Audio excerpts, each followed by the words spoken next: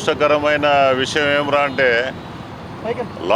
Last time కూడా మేము దాదాపుగా 75 ఈ అన్యాచురల్గా ఫిట్టెడ్ ఈ సైలెన్సర్స్ని సీజ్ చేసినాము. సీజ్ చేసి 7 రోడ్స్ దగ్గర ప్రజలందరి సమక్షంలో, మీ అందరి సమక్షంలో వాటిని క్రష్ చేసినాం, ప్రజలందరికీ తెలిసే విధంగా.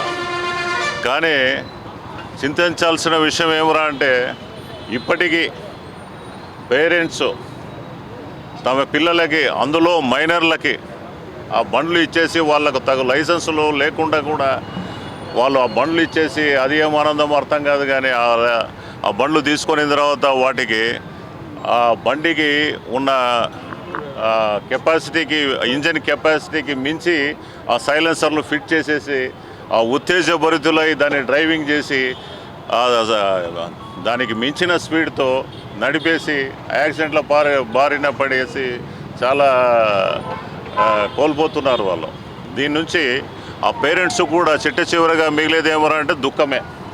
కానీ ఇది ఎవరు కూడా తల్లిదండ్రులు ఫస్ట్లో ఆనందంగా ఉంటారు. తర్వాత ఏదైనా ఇన్సిడెంట్ జరిగిందంటే వాళ్ళకి ఫ్యాటల్గా ఏదైనా ఇన్సిడెంట్, వాళ్ళ అబ్బాయిలకు కాలు చేయిరిగిది ఏదైనా జరిగిందంటే చాలా చింత బాధపడతారు మళ్ళీ చివరిలో.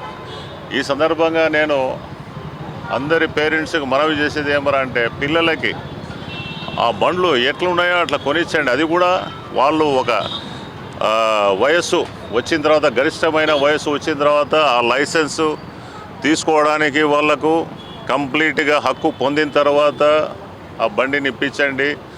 వ్యాలిడ్ లైసెన్స్ ఉండాలా బండి నడపడానికి. ఆ బండి ఇప్పించండి, దానికి సూచనలు ఇవ్వండి.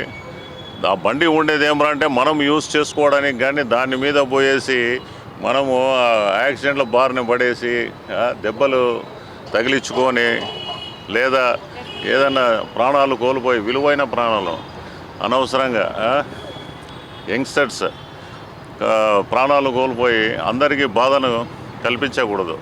ఈ విషయంగా నేను తల్లిదండ్రులకు మరోసారి వారిని రిక్వెస్ట్ చేసేది ఏమంటే ఈ విషయంగా కొంచెం సీరియస్గా ఆలోచించాలా.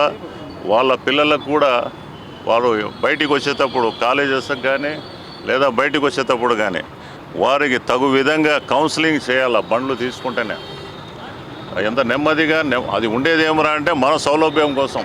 సో అది గుర్తించాలా. దాన్ని గుర్తించి ఆ విధంగా మనము ఇది చేసుకోవాలి. అంతేగాని చాలా స్పీడ్గా వెళ్ళిపోయి దాన్ని ఫీడ్ చేసేసి మనం యాక్సిడెంట్ల బారిన పడేసి ఏదో క్షణికానందం అంటారు. అది ఆ పిల్లలకు తెలియదు.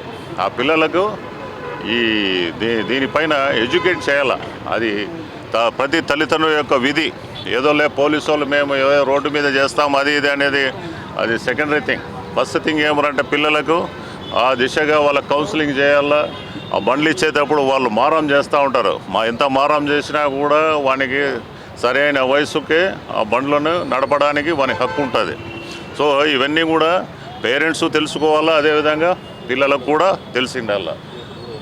ఈ విధంగా మైనర్ డ్రైవింగ్ చేసినప్పుడు మైనర్స్ కానీ ఏదైనా కానీ కేసులు కట్టినప్పుడు ఇబ్బందిగా ఉంటుంది. వాళ్ళ తల్లిదండ్రులు పిలిపించేసి లేదా ఆ పిల్లకాయలని పిలిపించి కౌన్సిలింగ్ చేసేసి విలువైన సమయం అంతా మా దగ్గర గడపాల్సి వస్తుంది వాళ్ళు. కాబట్టి ఈ విషయంగా మళ్ళీ కేసులు కట్టినప్పుడు అదొక బాధ. సో ఇటువంటివి ఏమీ లేకుండా సురక్ష మనకు ఉండేది బండ్లు ఎందుకురా అంటే మన ఫెసిలిటీ కోసం. సో అది ఐడెంటిఫై చేసుకోవాలా. దాని ప్రకారం మనము ఆ బండ్లని మనం యూజ్ చేసుకోవాలి. మన యూజ్ కోసం ఉండేది అది చూసుకొని సురక్షితంగా సేఫ్ రైడ్, సురక్షితంగా బండ్లను నడపాలని కోరుకుంటున్నాను. అదేవిధంగా ఏ బండికి కూడా అన్యాచురల్ ఫిట్టెడ్ సైలెన్సర్స్ని పెట్టుకోవద్దండి. దీని మీద ప్రతిరోజు స్పెషల్ డ్రైవ్ నడుస్తుంటుంది. కాబట్టి దొరికితే కేసులు కడతాం. ఏ ములాజేం లేదు, పక్కా కేసులు కడతాం. వాటిని ఇదే విధంగా ఇక్కడ క్రష్ చేస్తాము. వాటిని కోల్పోయేది కాక మళ్ళీ కేసులు పెట్టించుకునేది కాక మళ్ళీ తిరగాల్సి వస్తుంది కోర్టుల చుట్టూ. సో ఈ తలనొప్పి అంతా ఎందుకు? ఆ బండి ఎట్లుంటే అట్లా నడపండి. Okay, thank you.